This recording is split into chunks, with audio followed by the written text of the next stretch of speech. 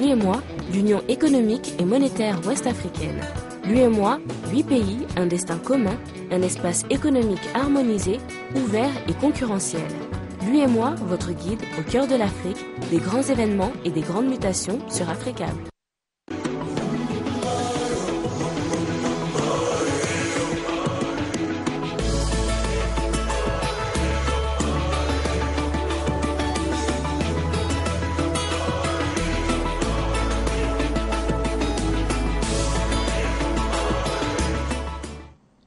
Très heureuse de vous retrouver pour cette édition dont voici les titres.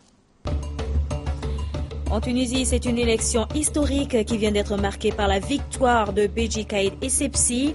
Son adversaire Monsef Marzouki a reconnu sa défaite et félicité le vainqueur du scrutin. En RCA, la région de Bambari a été le lieu de violents affrontements ce week-end. On dénombre plusieurs victimes mais aussi de nombreux dégâts matériels. Alliance Soleil, une nouvelle alliance politique vient d'être portée sur les fonds baptismaux au Bénin et regroupe 3 partis politiques dont les membres ont pour objectif d'aller aux prochaines élections sur une liste commune.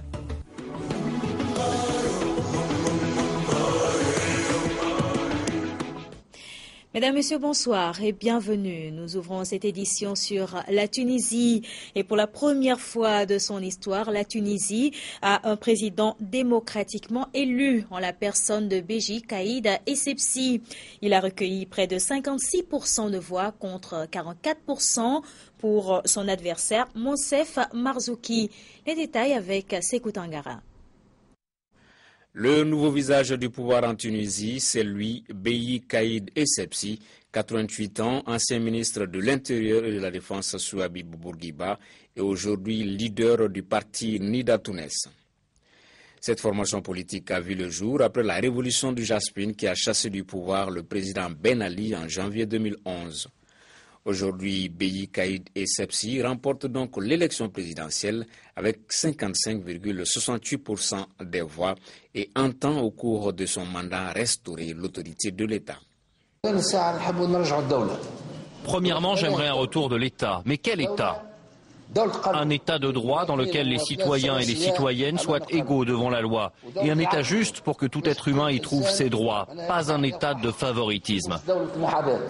Ratisser large semble avoir été le credo du nouveau président de la République qui, au cours de la campagne, a su rallier à sa cause un nombre de formations politiques, à la différence de son adversaire et président sortant. Il a le sens de l'État, deuxièmement, le sens de l'union également. Vous voyez, cette image-là, je ne pense pas que Marzouki peut réaliser une telle image. Les partis qui le soutiennent n'osent même pas le soutenir donc devant les médias en public. Si beaucoup d'observateurs le considèrent comme l'homme de la situation, d'autres le trouvent par contre trop vieux, en déphasage donc avec les aspirations de la jeunesse, ce que demandent ses partisans. En matière de démocratie, évidemment, Bourguiba n'avait pas franchi le pas. Il a essayé de le faire, mais cela n'a pas réussi. Au XXIe siècle, évidemment, la démocratie devient l'une des composantes fondamentales de tout État. Beji Caïd Essebsi devient au sortir de ce scrutin le premier président démocratiquement élu de l'histoire de la Tunisie. Au Gabon, l'heure est au bilan. Un mort, une centaine d'arrestations et des véhicules caillassés, des magasins saccagés.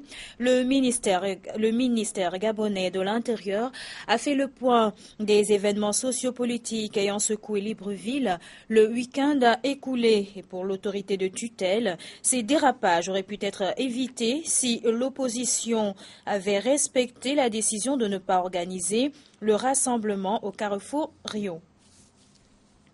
Direction le Bénin à présent. Une nouvelle alliance politique a vu le jour ce dimanche à Cotonou.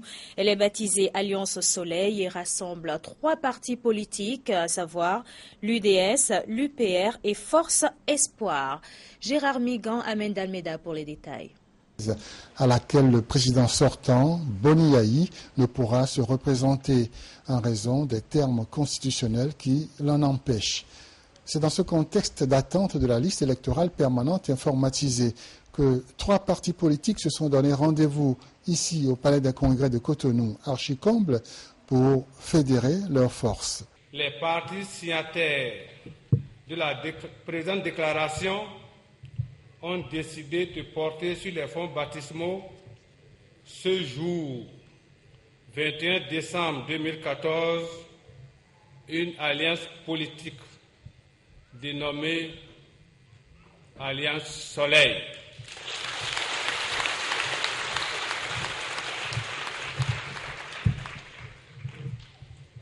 Constituée de partis politiques, de mouvements et de personnalités. Comme de tradition, les chefs de partis politiques et leaders politiques ont apporté leur soutien à l'alliance politique naissante, pressentie pour bénéficier au moment venu de l'investiture de l'alliance dite Soleil. En tant que candidat à la présidentielle de 2016, le général Robert Bihan s'est montré assez réservé. Votre alliance voit le jour dans un contexte politique national très agité, à quelques mois des échéances des élections locales, communales et municipales et des élections législatives de 2015. Je voudrais tout simplement me réjouir de ce que votre alliance participe à la simplification et à la clarification du paysage politique dans notre pays, le Bénin. L'Alliance Soleil se déclare disposée et ouverte à toutes les autres formations politiques du Bénin pour peu qu'elles partagent les mêmes idéaux d'unité nationale et de respect de la Constitution. Le Mali veut améliorer la prise en charge des malades dans certains villages, et cela pour le bien-être des populations. Le pays a donc entrepris à cet effet l'installation dans les zones rurales de sites de soins essentiels dans la communication. Des femmes et des enfants ont pu bénéficier de ces mesures dans certains villages de Bandiagara. Ce projet est une initiative de l'UNICEF et de l'État malien. Des détails dans ce reportage de Daouda Kamate, Cheikh Tidjane Koulibaly. Ne disposant pas de structures sanitaires adéquates, certaines zones rurales, dont le village de Koundiala, n'ont pas échappé à la mortalité infantile. Situé à près de 20 km dans le cercle de Bandiagara, l'État du Mali, à travers ses partenaires UNICEF, a installé des sites de soins essentiels dans la communauté. Cette initiative consiste à mettre à la disposition des populations un parquet minimum de soins pour la prise en charge des enfants malades et sensibiliser aussi les femmes à observer certaines mesures de santé et d'hygiène. Mon rôle ici, c'est de faire des prises en charge des enfants de 0 à 5 ans sur les maladies suivantes qui sont le paludisme simple, les diarrhées simples, les infections respiratoires aiguës simples, la malnutrition aiguë modérée, les soins simples aux nouveau-nés, ensuite la planification et ensuite communication pour les changements de comportement. Avant, il y avait des problèmes, les gens, pour des raisons de santé, se déplaçaient à vélo pour aller à Bandiagara. Mais depuis que vraiment l'agent de santé communautaire est là, elle est dans le village, elle est vraiment disponible, les traitements se font ici. Donc, le village vraiment est très content et ils sont satisfaits de la prestation de santé. Sur une population de plus de 2000 personnes, chaque année, le village enregistrait 20 décès dus au paludisme, à la diarrhée et aux infections. Cela favorisé par le manque de structures adéquates, surtout marqué par une distance avérée des centres de santé de référence. Aujourd'hui, Koundiala connaît une baisse significative de mortalité grâce à la disponibilité d'agents de santé dont la prise en charge salariale est faite par les populations elles-mêmes à travers la mairie. Nous avons accepté de prendre en charge le salaire de l'agent pendant 3 mois, à savoir janvier, février et mars. Notons que les sites de soins essentiels dans la communauté sont présents dans plus de 300 localités dans la région de Mopti. Elle a permis de rapprocher les soins de santé aux populations, ce qui augure une bonne alternative afin de réduire considérablement le taux de mortalité dans le pays. Pour l'UNICEF, cette volonté réalisera les objectifs du millénaire, c'est-à-dire le droit à la santé et à la vie pour chaque enfant. À Niamey, cette fin d'année coïncide avec la pratique des cultures de contre-saison. Du coup, les marchés de la capitale regorgent de légumes et produits frais, de quoi déplaire aux consommateurs qui n'hésitent pas à se l'offrir en quantité. Et il faut dire que cette abondance a poussé les producteurs à changer de stratégie de production. Sarki Aboubakar, Razak Abaché. Au niveau des marchés, difficile de ne pas les apercevoir. Les légumes et autres produits frais inondent ces derniers jours les étals des commerçants. Des légumes, pour la plupart, produits au Niger. Maintenant, actuellement, les produits qui sont sur le marché, c'est nos produits du Niger. Mais il y a 1 mois, 2 mois de cela, c'était des produits venus du Burkina et du Nigeria. L'oignon qui vient de la zone de l'Ader du Timagia et de la zone d'Agadez. Donc, vous avez également la pomme de terre, là, sur la zone d'Agadez et l'ail, mais également dans la région de Bunkoukou.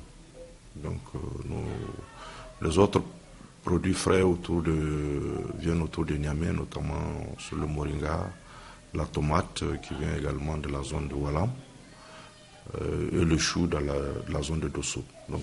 Une abondance qui s'explique par les cultures de contre-saison. Au-delà des avantages, elle présente aussi des inconvénients pour les producteurs.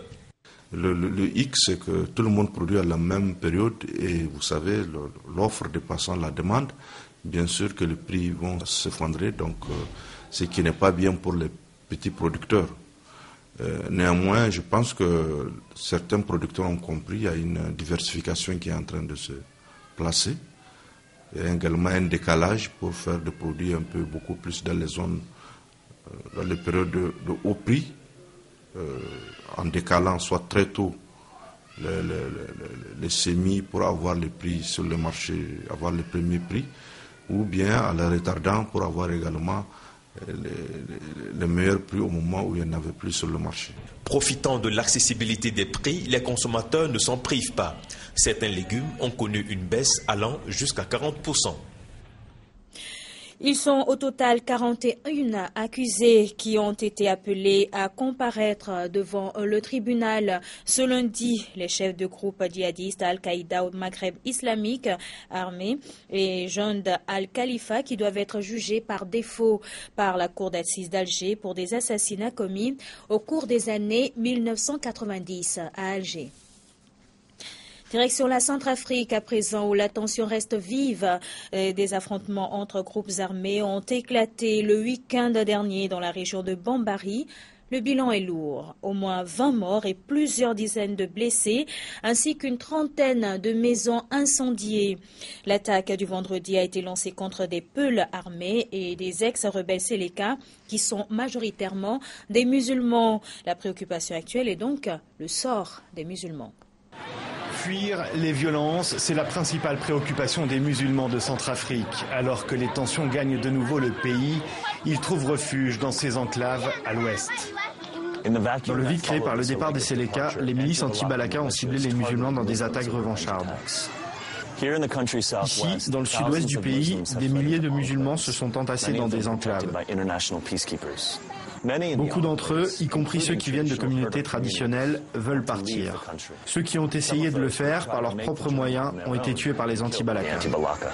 Près de 16 000 personnes vivent dans les enclaves en Centrafrique, encerclées par des groupes armés. Ici, dans l'ouest du pays, ce sont principalement des bergers peuls, tous frappés par les violences. Ils ont tranché la gorge de mon père. Ils lui ont d'abord coupé les pieds à la machette, puis ils lui ont tranché la gorge. Mon oncle a essayé de s'enfuir, mais ils l'ont rattrapé à la rivière. Ils ont alors commencé à lui donner des coups de machette à la tête, beaucoup de coups, et il est mort. Et lorsqu'ils ne sont pas traqués, ce sont les conditions de vie précaires qui les menacent. Nous avons 3 problèmes principaux, l'alimentation, le logement et la santé. Tous ces problèmes ont causé la mort de 42 personnes de notre communauté, dont la majorité sont des enfants, en particulier des petites filles. Coincés entre violence et conditions sanitaires déplorables, ils ne voient d'autre solution que de gagner les pays voisins. Plus de 400 000 personnes ont trouvé refuge au Cameroun, au Tchad, en République démocratique du Congo ou encore au Congo-Brazzaville. Culture pour poursuivre et nous nous rendons au Sénégal. L'expression au bout du fil, un savoir-faire à l'africaine, des prières sublimées. Nous voyageons ainsi au royaume d'une artiste panafricaine, Artoa. À travers ses œuvres, l'artiste appelle à une conscience de paix et d'unité, d'où le thème de cette exposition que je vous propose de découvrir avec nos correspondants Louise Tinassagna, Souleymane Anne Antoumar. Artiste multifacette né à Dakar d'un père camerounais et d'une mère centrafricaine, Artois nous transporte à travers ses toiles, ses sacs, ses bijoux, ses chaussures, bref, une exposition aux couleurs de l'Afrique. Cet artiste œuvre pour la paix et l'unité dans notre continent. J'aborde mon thème de tout le temps qui est la paix et l'unité en Afrique. D'où aujourd'hui je mets à la disposition de mon pays, Centrafrique, l'Afrique, l'unité africaine. Déjà ça, les couleurs de l'Afrique et la paix en Afrique. Il n'y a que ça, que toutes mes œuvres sans exception en témoignent. Les articles présentés varient entre 1500 francs CFA jusqu'à 500 000 francs CFA. Venus répondre à l'appel d'Artois, ces visiteurs stupéfaits et satisfaits magnifient cette inventivité utile à la société. Mes impressions sont très très positives parce que j'ai vu beaucoup de créativité, beaucoup de compassion, beaucoup d'émotions qui se sont dégagées. Même en regardant les tableaux, on voit qu'il y a beaucoup de chaleur, beaucoup d'humanité et beaucoup de culture. Et c'est ce qui nous détermine en tant qu'Africains. Nous avons besoin d'une société de paix, de fraternité et d'entraide. Et tout cela se dégage dans cette exposition. Notons que 50% des bénéfices de cette exposition seront remis aux victimes de la guerre en Centrafrique et à la pouponnière de Mbour, ce dernier qui risque de disparaître faute de moyens. Restons au Sénégal. Le dîner de gala des Djambartek Awards a tenu ses promesses selon les initiateurs. La démarche consistait à récompenser les plus innovants en matière de technologie de l'information et de la communication. Les Djambartek Awards, première édition. Alors, retour sur une soirée dite de l'excellence des TIC avec Mamadou Diaye et Antoumar. Jugés meilleurs dans leur domaine en matière d'innovation et de créativité dans les technologies de l'information et de la communication, les Djambartek voient cette récompense comme un signe d'encouragement. On a la chance de voir des jeunes entrepreneurs, des jeunes porteurs de projets qui sont encore des étudiants. Et pour nous leur dédions cette victoire en fait, en leur disant que tout est possible, il faut rêver, c'est important de rêver, c'est important de protéger son rêve et aussi de partir pour arriver. Aujourd'hui, le défi majeur, c'est la connectivité. Le taux de connexion au Sénégal est très faible. Bon, cela est dû à la cherté également de la connexion. Aujourd'hui, pour avoir une bonne connexion, il faut au minimum 25 000 francs par mois. Et ça, c'est pas donné à tout un chacun. C'est extrêmement difficile. Et je pense qu'avec ce Djambartek Award, les autorités sénégalaises vont aussi mettre la main dans la pâte pour pouvoir faire en sorte que les startups puissent émerger. Le Sénégal, placé en tête parmi les pays de la sous-région par la contribution importante de l'économie numérique dans le PIB, doit encore relever des défis. Par exemple, mettre en place un fonds national pour l'innovation.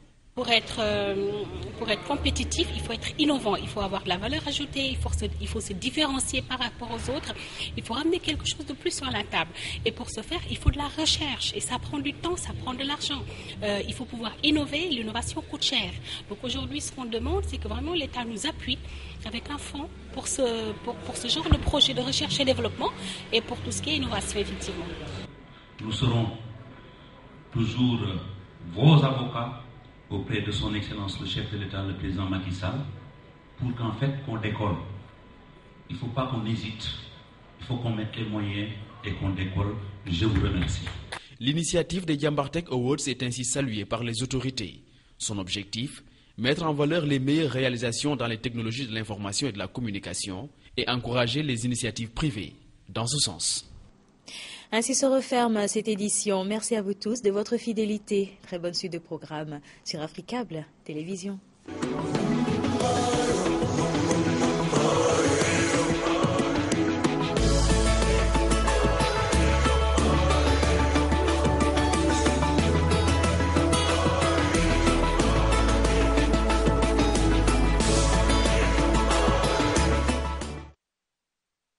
Lui et moi, l'Union économique et monétaire ouest-africaine. L'UEMOA, 8 pays, un destin commun, un espace économique harmonisé, ouvert et concurrentiel. L'UEMOA, votre guide au cœur de l'Afrique, des grands événements et des grandes mutations sur Africable.